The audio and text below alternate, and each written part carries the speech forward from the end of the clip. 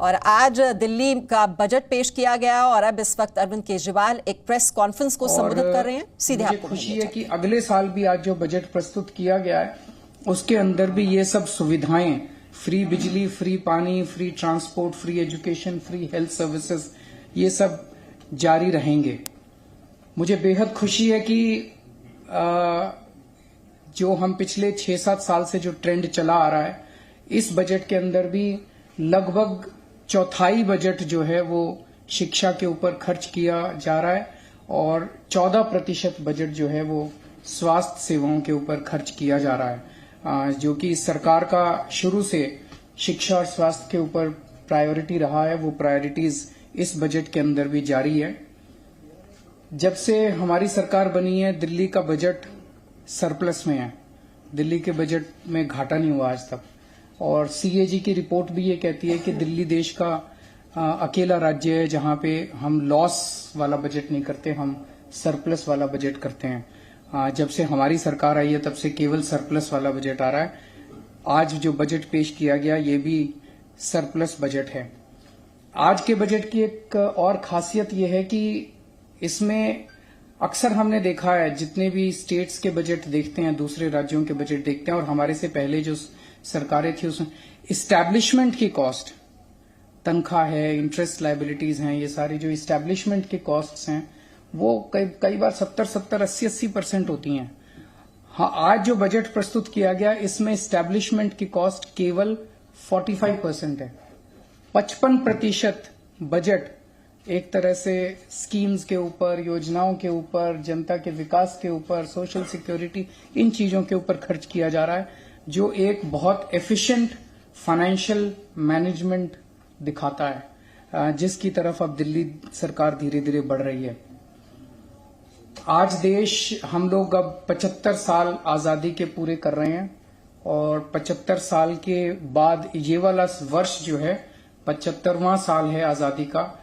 जाहिर तौर पे देश के लिए एक बहुत खुशी की बात है और दिल्ली सरकार भी दिल्ली के लोगों के साथ मिलकर इसको बहुत भव्य तरीके के साथ पूरा साल इसको मनाएंगे हम अपने 75 साल को।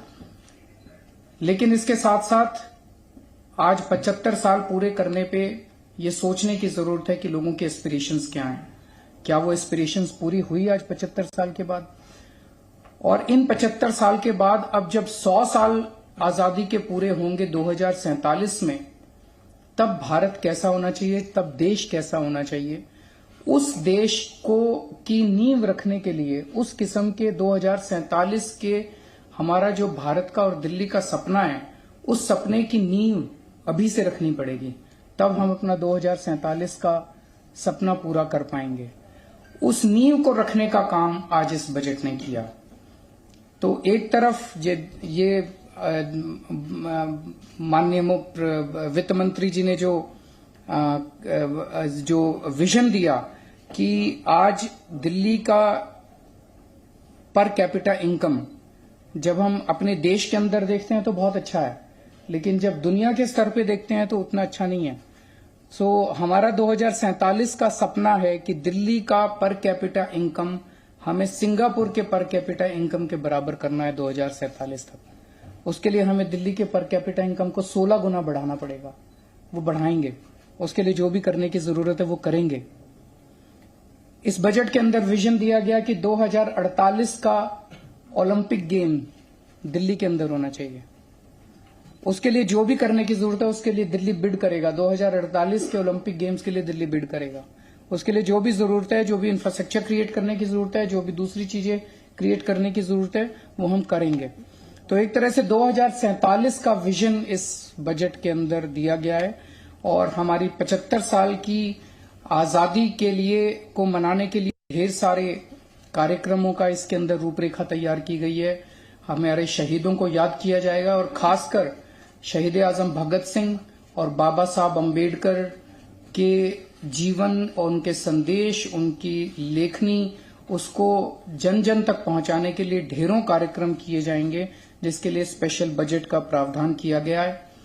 दिल्ली में 500 जगह बड़े बड़े जो कनॉट प्लेस में हम तिरंगा देखते हैं उस किस्म के, उस साइज के बड़े बड़े तिरंगे लगाए जाएंगे। जब हम तिरंगे की तरफ देखते हैं तो हमारे अंदर एक देशभक्ति की भावना आती है, हम देशभक्ति की भावना से उत्प्रोत होते हैं। तो दिल्ली में जगह जगह तिरंगे लगाए जाएंगे, बड़े बड़े तिरंगे लगाए जाएंगे, ताकि जनता के अंदर देशभक्ति की भावना का संचार हो।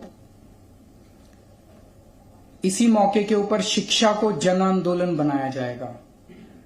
एक तरफ अभी जब हम शिक्षा की बात करते हैं तो स्कूलों की और कॉलेजों की बात करते हैं, लेकिन स्कूल और कॉलेज में तो शिक्षा का स्तर काफी ऊंचा हो रहा है, सरकार लगी हुई है। लेकिन ये एक ऐसी चीज है जो केवल सरकार के करने से नहीं होगा।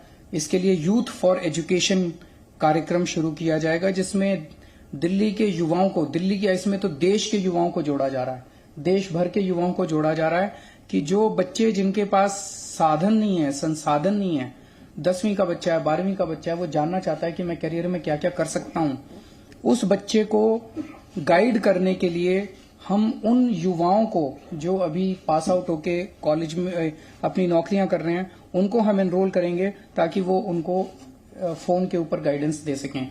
तो एक यूथ फॉर एजुकेशन कार्यक्रम के जरिए शिक्षा को एक जन आंदोलन बनाया जाएगा। दूसरा, इसी मौके पर 75 साल के आजादी के मौके पे योगा को भी एक तरह से हम जन आंदोलन बनाएंगे, योग और ध्यान को।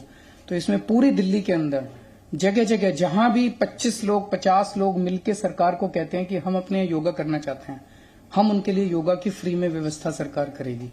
उनकी कॉलोनी के अंदर, उनके पार्क के अंदर जहां 25-50 लोग मिलकर कहेंगे कि हम योगा करना चाहते हैं, हम उनके लिए योगा का इंतजाम।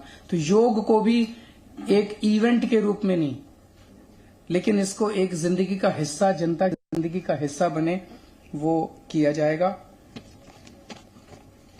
इसके साथ साथ जो अभी मुझे बेहद खुशी है कि अब वैक्सीन आ गया और वैक्सीन के जरिए हम कोरोना को मात दे रहे हैं। तो जितने सरकारी अस्पताल हैं, जो प्राइवेट हॉस्पिटल हैं, वहां पे आप पे करके अपनी वैक्सीन लगवाते हैं, लेकिन सरकारी अस्पतालों के अंदर दिल्ली में जो भी फ्री में वैक्सीन लगवाना चाहता है वो किसी भी सरकारी हॉस्पिटल में जाके फ्री में वैक्सीन लगा सकता है। दिल्ली की जनता को फ्री में वैक्सीन लगाने का दिल्ली सरकार का संकल्प है। पहली बार देश के अंदर महिलाओं के लिए स्पेशल क्लिनिक्स बनाए जाएंगे। जो हमने मोहल्ला क्लिनिक बनाए, अभी तक 496 मोहल्ला क्लिनिक बनके तैयार हो गए। अब महिलाओं के लिए स्पेशल मोहल्ला क्लिनिक बनाए जाएंगे ताकि महिलाएं अपने इलाके के अंदर, अपने मोहल्ले के अंदर, बगल में जाके अपने इलाज करवा सकें। दिल्ली के हर नागरिक को हेल्थ कार्ड दिया जाएगा और हेल्थ कार्ड के जरिए, उस हेल्थ कार्ड में अब उसको अपना एक्सरे, अपनी MRI, अपना वो सब रखने की जरूरत नहीं है। सारा डेटा क्लाउड के ऊपर होगा और आप किसी भी हॉस्पिटल में, शुरू में केवल सरकारी हॉस्पिटल में इसको लागू करेंगे, फिर प्राइवेट हॉस्पिटल्स में भी करेंगे। तो आप केवल अपना हेल्थ कार्ड ले जाइए और आपके सारा डेटा उसके ऊपर अवेलेबल होगा। आपका सब कुछ पूरा एक बहुत ही elaborate health information management system बनाया जा रहा है। आपको डॉक्टर की अपॉइंटमेंट भी उसके जरिए मिल सकती है, आपको लाइनों में लगने की जरूरत नहीं है। सब कुछ जो है वो हेल्थ मैनेजमेंट सिस्टम के ऊपर होगा। और दुनिया का पहला वर्चुअल दिल्ली मॉडल स्कूल बनाने की कल्पना इस बजट के अंदर की गई है, जिसमें क्लासरूम की दीवारें नहीं होंगी, स्कूल की दीवारें नहीं होंगी। आप कहीं से कभी भी किसी भी वक्त पढ़ सकते हैं। ये अपने आप का पहला स्कूल होगा जो कि दिल्ली में शुरू किया जाएगा। इसके अलावा और भी बहुत सारी योजनाएं आप लोगों ने सुनी आज। पानी के क्षेत्र में, परिवहन के क्षेत्र में, पर्यावरण के क्षेत्र में, हर क्षेत्र के अंदर इस बजट के अंदर सारी चीजों का ध्यान रखा गया है। अब अगर आपके कोई क्वेश्चंस हैं तो आप। मेरा एक सवाल ओलंपिक्स को लेकर है, आपका जो विजन है 100 साल बाद 2048 में आप कह रहे हैं कि आवेदन करेंगे। मेरे से जुड़े हुए 2 सवाल हैं। पहला सवाल मेरा तो बजट का 1/4 हिस्सा शिक्षा पर खर्च होगा, 14% स्वास्थ्य सेवाओं पर, और आज़ादी का जो 75वां साल है वो बहुत ही भव्य तरीके से मनाने की पूरी प्लानिंग कर ली गई है। 2047 में देश कैसा होगा, उस सपने की जो नींव है वो अभी से रखनी शुरू कर दी गई है। 2048 के ओलंपिक्स के लिए दावेदारी की भी तैयारी है। Presenting B News app, available on Google Play and App Store. Download it now.